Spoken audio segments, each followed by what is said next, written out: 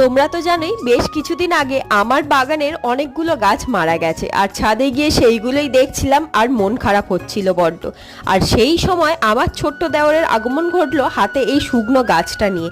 এইটা দেখে তো আমার মাথা আরো গরম হয়ে গেল। আমাকে বলল, দেখো জঙ্গল থেকে তোমার জন্য গাছ এনেছি।